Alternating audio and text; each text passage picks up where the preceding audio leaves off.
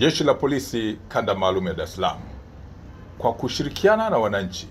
linaendelea kusimamia mifumo ya usalama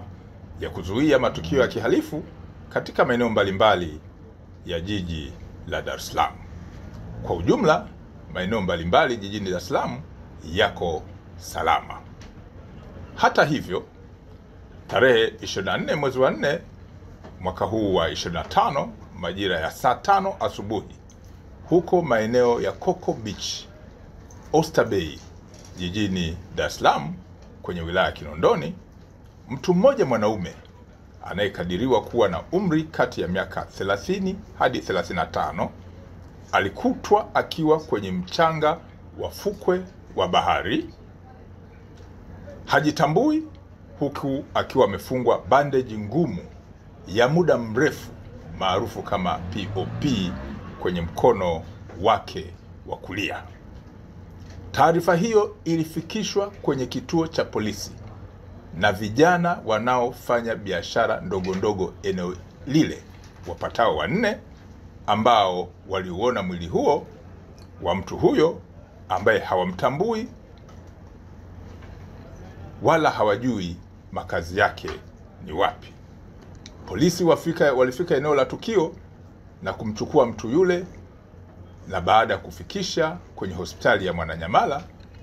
ilitambuliwa na madaktari kwamba mtu yule alikuwa tayari amepoteza maisha. Chanzo cha kifo chake kinachunguzwa, lakini kujua mtu huyo ni nani, anatokea wapi, lakini alikuwa akipata matibabu wapi kuhusiana na mkono wake ule wa kulia ambao ulikutwa ukiwa na bendeji ngumu ya muda mrefu ambayo ni maarufu kama POP. Mwili wa marehemu huyo umehifadhiwa katika hospitali ya Kilwa hapa jijini Dar es Salaam. Jeshi la Polisi Kanda Maalum ya Dar es Salaam kwa kushirikiana na maafisa wa maendeleo ya jamii, jinsia, wanawake na makundi maalum linaendelea kufuatilia kwa karibu na kuchunguza kwa pamoja na idara hii ya serikali swala la kushambuliwa na kudhalilishwa kwa mwanafunzi wa Chuo Kikuu cha Ardhi Dar es Salaam ambaye alifahamika kwenye siku za hivi karibuni kama kwa jina la Magnificat Barnabas Kimario.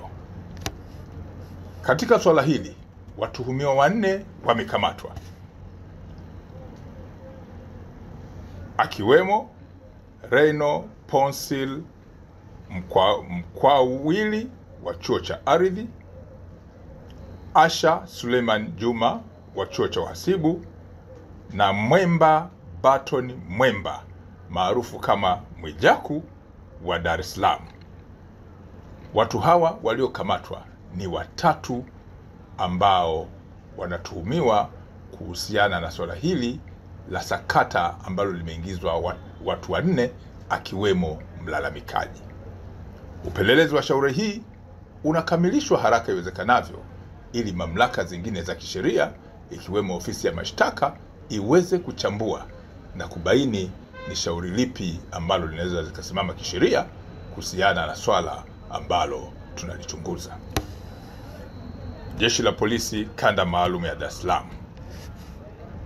linaendelea kusisitiza na kuwakumbusha wananchi kuwa swala la usalama wa jiji la Dar es Salaam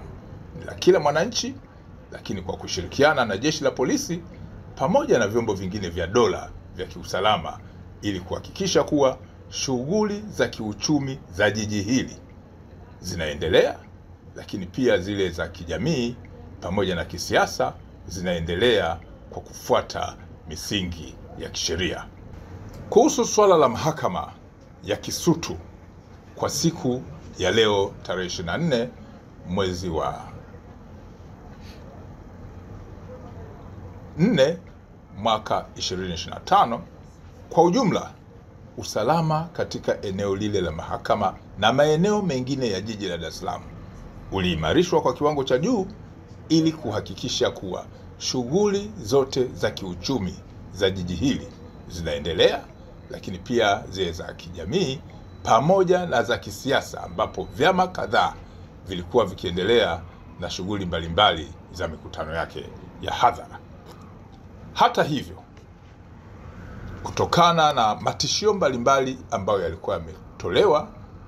na kupatikana kwa taarifa mbalimbali, jeshi la polisi lililazimika kuwazuia na kwenda kuwahoji baadhi ya watuhumiwa katika matishio ya swala la usalama katika mahakama ile, wakiwemo watu wafuatao. Watu ambao walikamatwa na kwenda kufanyiwa mahojiano kwenye kituo cha polisi cha Oysterbay pamoja na kile cha Mbweni Mabwepande ni pamoja na John Heche, lakini pia John Mnyika, Chacha Heche Seguta, Swezi Dani na Radufu pamoja na James Mseti. Baada ya mahojiano, haki za dhamana kwa watuhumiwa zimewekwa wazi. Jeshi la polisi kanda maalum ya Dar es Salaam